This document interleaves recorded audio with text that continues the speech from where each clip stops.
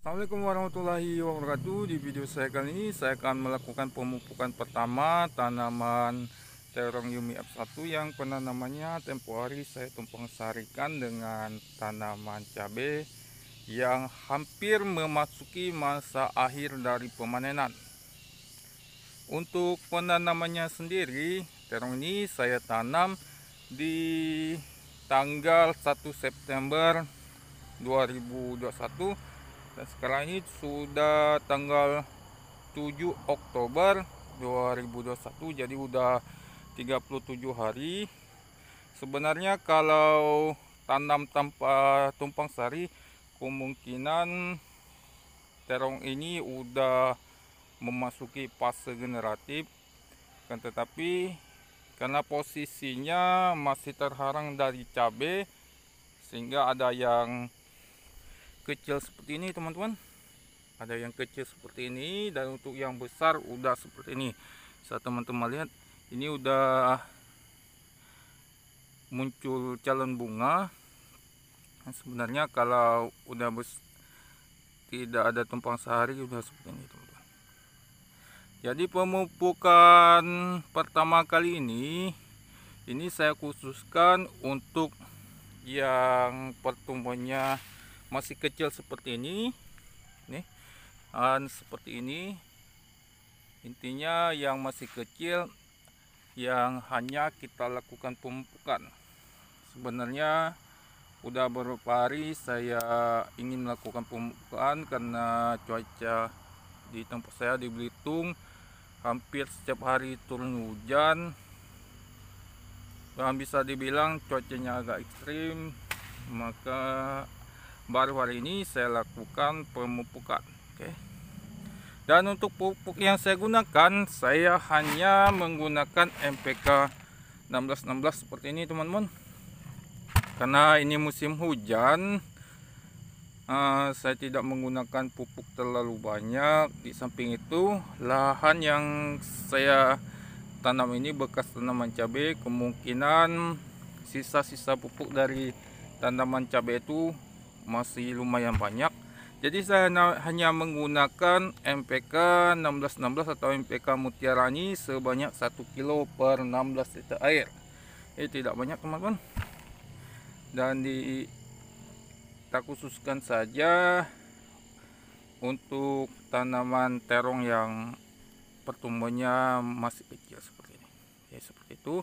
Barulah di pemupukan kedua nanti atau sekitar 7 hari dari pemupukan pertama ini, yang besar-besar ini kita lakukan pemupukan juga. Jadi intinya untuk kali ini hanya kita pupuk yang masih kecil. Nah, jadi seperti itu. Dan setelah dicampur ke dalam 200 liter air, kita kocorkan sebanyak 200 ml per tanaman. Langsung dikocor di lubang tanam seperti ini teman-teman. Oke, itu. Dan kali ini saya tidak akan praktekkan karena pencampuran dan pengocorannya saya rasa sudah jelas yang saya sampaikan. Dan yang bertanya tempo hari ada di kolom komentar mengapa pola tanam yang saya lakukan seperti ini.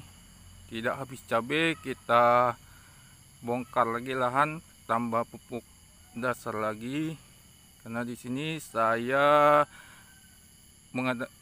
melakukan penghematan, karena kita petani itu kalau bisa dengan modal yang kecil tapi hasilnya sangat banyak. Ya, seperti itu teman-teman. Karena saya tahu kalau bekas tanaman cabai itu pupuk yang tersisa di dalam mulsa itu lumayan banyak. Ini adalah salah satu contohnya teman-teman, yang tidak terhalang sinar matahari. Ini walaupun belum dipupuk, pertumbuhannya udah seperti ini. Oke, kita lihat yang di bawah. Oke teman-teman, saya sudah berada di lahan bawah tanaman terong Yumi F1. Sebenarnya ini penanamannya sama seperti yang di atas tadi. Cuman bedanya tempo hari cabenya hanya di tengah seperti ini, tidak kiri dan kanan seperti yang di atas tadi. Ini alhamdulillah udah lebih bagus dari yang atas tadi. Ini dikarenakan serapan sinar matahari yang di bawah ini lebih banyak dari yang di atas.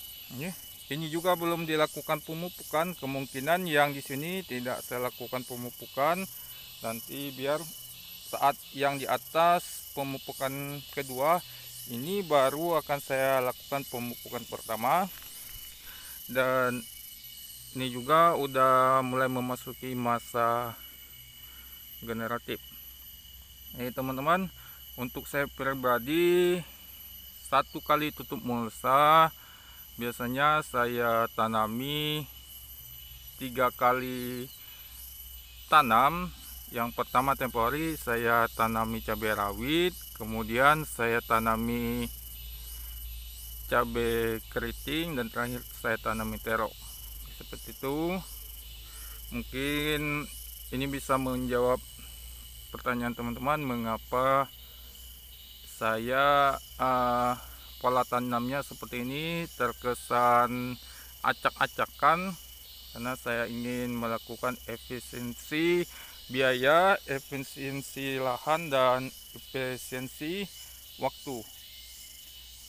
Seperti ini teman-teman, tinggal kita rawat semaksimal mungkin, mudah-mudahan hasilnya pun bisa maksimal. Dan ini mulai saya lakukan pembersihan lahan. Rumputnya saya buatkan lubang, masukkan semua ke dalam lubang dan ditimbun lagi. Seperti itu teman-teman. Kita lihat akarnya teman-teman. Tuh, udah banyak yang di sini akarnya.